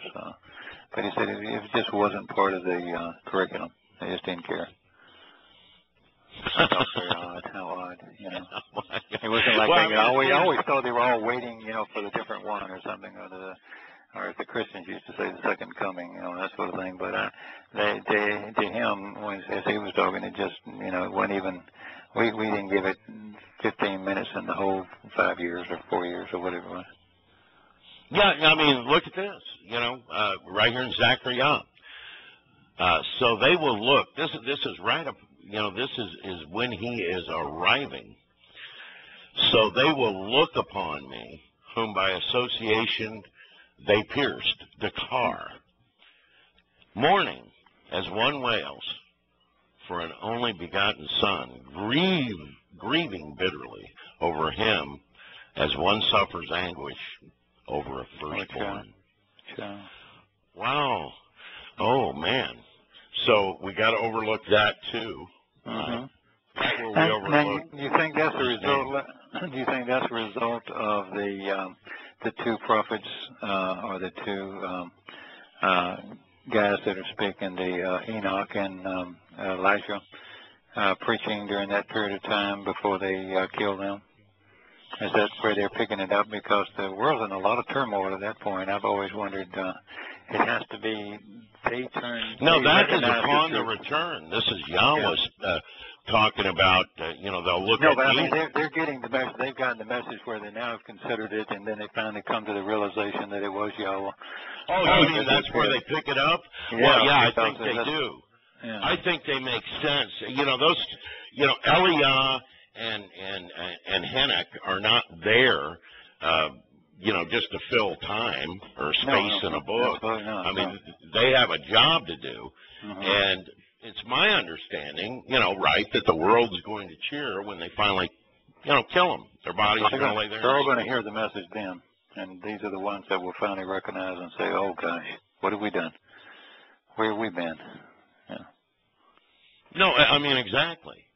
But see, all these things when they talk about he that reconciles, and he talks about my servant. He describes the return in Malachi, in the same way Mataniah described it. It's almost word for word. So when people, his servant, his implement, they're looking at me, grieving bitterly over one that they, by association, pierced. I mean, how can people get around this stuff? I don't understand it. It's the same question that I have. I mean, I'm really, for lack of a better word, I'm befuddled that people think that they're going to somehow go out and vote their way out of this one. Yeah. By now they should realize that the people who have climbed to the top are exceedingly evil people. They're not listening to them. They don't care about them. They're using them. That's debt slaves, basically. Yeah, it's become a serf. It really has become the Lord-serf relationship again. It's just getting worse and worse and worse. They're biting off another chunk of power every year that goes by. It's just amazing to me. Well, it's astounding. When I look, let's say I was to take a wall, here, this wall in front of me, and I was just to place on there really news stories that you wouldn't even have thought of 25 or 30 years ago. Yeah. Say I went through 1 week of the Drudge Report, and I started pasting up all these insane things going on, and these power plays being made, and treaties being written, and, really all in spite of the people that these political actors pretend to represent. I mean, it's in spite of them. It's not for them. No. You would start out, let's say you start out day one. You start doing this on Monday, and just say you stopped on Shabbat. Say you ran 5 days of this, okay? Well, you'd think you just went through a century. Yeah. Well, I mean, I in the Shattering Myths, the first hour, I just can't believe it. Just is no end to this horror. And then I don't know if you caught the second hour today when al-Rassooli, talked about Obama and stuff. You cannot believe it. No, I didn't catch it. Tell me. Yeah, Well, he just went through the things. Well, there's a little tiny debate, not a disagreement so much, but a little tiny debate between Yahowah and IQ that I hear in their conversations where IQ just says Obama's a Muslim, and Yahowah will say no, he's really a secular humanism using the Muslims, because he grew up as a Muslim, or he went to Muslim school and all that sort of thing. But he said he's really not a Muslim. He's a kind of a blend of secular humanist, Muslim, whatever. And I see both of their points. But when today, and I only caught the half end of it because I had to go and walk the dog and came back. So when he went through his list of these quotes of Obama, I about fell out, and I knew a couple of them, but I just fell out of my chair.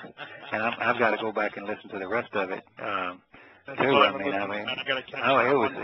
It was stunning. I talked to Scott right before we finished off the first hour, and he said, I'm a little worried about it. And I said, look, the man has written tons of thousands of hours of books and volumes and volumes of books and thousands of hours of radio. Just let him talk. Let's see what he has to say. And he said, yep. So and he did, and he just kept on quoting and quoting and quoting, and I've got to get back and listen to the rest of it because it's. But I mean, it builds up in your mind after a while, though. With me, I'm not overly sensitive, but gosh, I feel kind of weighted down sometimes when I listen to this horror. Oh no, I think everybody's getting to feel that way. Yeah. Don't you, JB? I mean, at some point. I mean, I know the end game, and I'm not worried. It doesn't instill fear in me. I'm just so disappointed. My wife often says, she says, "Guys, we're just terrible people." And I used to say, "Well, maybe not. We're not all. Yeah, we are." She's absolutely right. We're just, gosh, I can't. We just don't. We just seem to be just. I hate to see just total self-destruction, and that's exactly what we're doing. I mean, just. People praise the things that are killing them. Yeah. How many people praise Jesus? Oh, a couple billion, close to it, right? Yeah. Well, they're all giving it lip service. Some of them the Jesuits have a lot to do with it. The Jesuits are what? I mean, they own 51% of the Bank of America, as an example. It's not like they're powerless. They're the House of Jesus, really? aren't they? Oh, yes, really? They do. That's fact. How'd you dig that out? Is that? Well, I just did some reading. There was a couple of Karen Hudis came out, and she was the lead lawyer for the World Bank. Yeah. And she says when an American pays their taxes, 100% of it's moved offshore. Of course, we do that. Federal income taxes do not stay, onshore. I mean, it's a private banking concern. That's what the Federal Reserve we're is. paying off the debts and all that. It's the central you're not paying any debts. You're just creating the interest on the debt, or something. Yeah, except they don't print the money to cover the interest, so it can never be paid, no matter who it is. But when let's say I write a $5,000 check every quarter, okay, and shoot it into the IRS, that money's automatically moved offshore, and she claims 60% goes to the Vatican and 40% goes to an area in London called the City, like the City Guard. London, the City Bank. I understand that's the Jesuit banking center. Yeah, well, I knew it was the banking center. Yeah, I knew that. Yeah, well, it's Jesuit ran, and what they, that's what she claimed. That's her claim. She was a lead attorney. She's got reams of stuff on it, and I've read in a couple of other places that they do own the majority of Bank of America. Now, that's kind of interesting because a couple of years back there were. Between Bank of America and Wells Fargo, they found $373 billion worth of laundered drug money.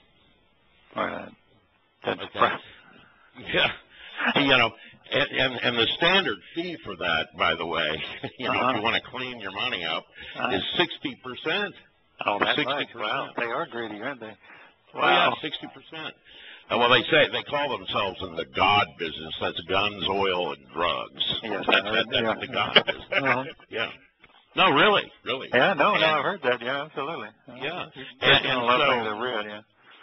So, what do you think happened to these people laundering $373 billion in drugs in 1 year? Oh, they probably slapped them on the wrist and then. Well, they took a whopping $200 million fine and nobody went to jail. Now, see, on your first billion, you've already made $600 million. Yeah. And you pay a $200 million fine on $373 billion. We see who's running things. That's the point. Yeah. Whether it's Jesuit or whether it's the House of Orange, or it doesn't matter to me. They're an elite group of people, the Kissingers and the Rockefellers of the world and all the rest of them, which they're not even that high on the totem pole now compared to some of them out there like the Savoys and the Liechtensteins and some of those. Yeah. And your Venetian bankers. They all came out of the, the East Indian Trading Company. The Dutch, yeah. Yeah, and they've hung on to, you know, that power, of course, for years and years, and they, you know, have a lot to say about the control of the Western world. But, you know, there's more and more and more people seeing these things, you know. Let me get your take on something kind of pertaining to that. You have these people that are trying to run the show, all involved in this, and then they can pretty much dictate foreign policy. They really can, because you can't. Well, they pretty much do. Well, you can't because, if you couldn't, you can't get it financed. So if you went against their will, or if you were doing something that was against their will, they would be stopped. How do you reconcile to yourself that if you're trying to control something, that you take the Muslim world and you weaponize it? What is? Well, I think that the way you do that, you know, I mean, I why do you get killers' guns that'll turn it on you? Because if they get one atom bomb, and some jerk will try to put it in New York Harbor. Yeah, well, they probably will. Yeah. Well, I think they will, but I mean, but I don't understand how you don't. Then there's no one thing that's true that you're giving so many. Well, yeah, and that's always been an astounding thing to me. I mean, you know, everybody out here can kind of think. Look at the way Hitler went down. Mm-hmm. Yeah, I mean, sure, he was given all these accolades, and sure, he had all this power, and sure, he managed to get 50, or I think closer to 60 million people killed, and he got his entire country wiped out, didn't he? Yeah. I mean, it was just a rubble. You know, you had carpet bombing over there going on for a long time. You know, and it doesn't take a lot of carpet bombing to create a lot of rubble. Yeah. And in the end, and by the way, the Jesuits call him their favorite son. Did you know that? I mean, no. It's astounding. Oh yeah. You know, but you know, you look at what all he managed to get done, and get 60 million people killed. And this is kind of an interesting thing. I just want to kind of put this in. You know, Lisa Bonet gets she gets a lot of these books from. They're not online. She gets them from different museums and things. It pays a pretty good chunk of money for some of them, by the way. And they, one of the pictures she sent me out of one of them, there's this stone. And Yahowah was talking in the Torah about them, you know, the people ending up buying into a whole lot of the nonsense that was created way over on the other side of the flood. Well, we know that the flood, the Berkel crater, you know, where it sent all that water going up into Mesopotamia and so forth. The other side of that would have been India. Yeah. And she sent me a picture, and it was a Hindu stone, is what it was. It was on a temple in a Hindu temple. This one stone on one side was what is called today a Star of David, which of course we know Dode had nothing to do with the making of that star. And the other half of the stone was, guess what? Don't know. A swastika. The Hindu swastika. That symbol has been around a long time from Indians. Yeah, well, I'm just saying, all on one stone. Yeah. Now I want you to think about this, because that ties right back into halal, saying they're so stupid, they're going to love all these things from me. They're going to praise me. They're going to praise my symbols. They're going to praise my name while I destroy them. And that's how serious this stuff is. Okay. Wow. Yes. You got a Star of David, you got a Hindu swastika, and they're in the same temple. Amazing. It stunned me. We've hit the 2-hour mark, and I can hear a storm rolling in, and I got to go take my dog for a walk. No, I understand. This has been a long day. I might need to go. I hope that the show wasn't too slow, but I really kind of just enjoyed the conversation. Well, that's okay. It's good to talk and just air it out every now and then and see what everybody's thinking about. So I enjoyed it very much. So thank you. Thank you again. Well, thank you, guys. Happy Shabbat. I hope you have a good Shabbat and a great weekend. You guys too. Talk to you next week. See you, JB. Bye-bye. Bye.